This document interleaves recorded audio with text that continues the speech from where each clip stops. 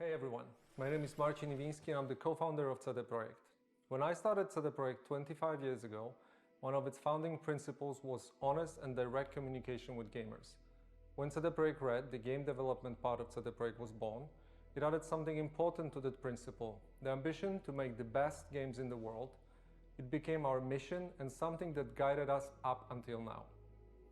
Based on that legacy of genuine and honest communication, you've trusted us and pre-ordered our game. And despite good reviews on PC, the console version of Cyberpunk 2077 did not meet the quality standard we wanted it to meet. I and the entire leadership team are deeply sorry for this, and this video is me publicly owning up to that. Please don't fault any of our teams for what happened. They all are incredibly talented and hardworking. Myself and the board are the final decision makers, and it was our call to release the game. Although, believe me, we never ever intended for anything like this to happen. I assure you that we'll do our best to regain your trust. Now I'd like to tell you how the situation looked like from the inside. Cyberpunk 2077 is huge in scope. And I'm not only talking about quests or things you see at first glance. I'm talking about a multitude of custom objects, interacting systems and mechanics. In the game, everything is not stretched out over flat terrain where we can make things less taxing hardware-wise, but condensed in one big city and in a relatively loading-free environment. On its own, this is a challenge, but we made it even more difficult for ourselves by wanting to make the game look epic on PCs and then adjusting it to consoles, especially old gens. That was our core assumption, and things did not look super difficult at first. We knew the hardware gap, yes, but ultimately, I think that time has proven that we've underestimated the task. To give you a concrete example and the main culprit, we had to constantly improve our in-game streaming system for all-gen consoles. Streaming is responsible for feeding the engine with what you see on screen, as well as the game mechanics. And since the city is so packed and the disk bandwidth of all-gens is what it is, it constantly challenged us. Every change and improvement needed to be tested, and as it turned out, our testing did not show a big part of the issues you experience while playing the game.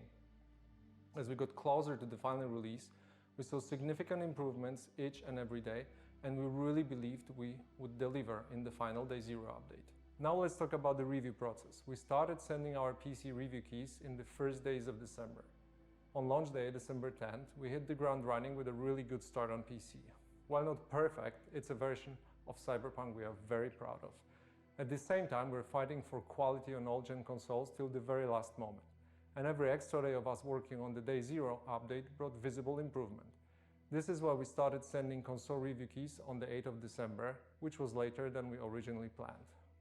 This all happened while working from home with all the challenges resulting from the COVID-related restrictions.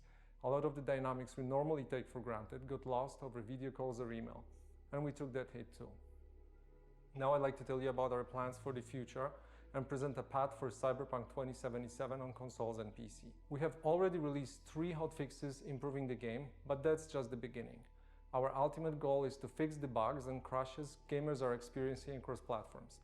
Please expect bigger and smaller patches on a regular basis. The first update will be dropping within 10 days, and it will be followed by another, more significant one in the following weeks. We will, of course, continue to work on the game in future updates and improvements beyond that. Our big plans for supporting Cyberpunk in the long term did not change. As for the free DLCs, our initial plan was to deliver them just after the release, much like we did with The Witcher 3. We decided to focus on the most important fixes and updates first, and we'll be releasing the DLCs afterwards. Expect more information in the upcoming months. For those of you playing on next-gen consoles in back compatibility, you can still expect the free next-gen update for Xbox Series consoles and PlayStation 5 arriving in 2021. We are aiming at the second half of the year. I'd like to end this video by assuring you that we treat this entire situation very seriously and are working hard to make it right. The guiding principles of our company are still core to what we do. We still want to make amazing games and have an open communication with you, our players.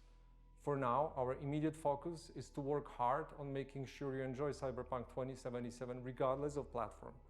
Beyond Cyberpunk, we have many plans for the future, which we'll share more about when we're ready. Thank you for taking the time to watch this video.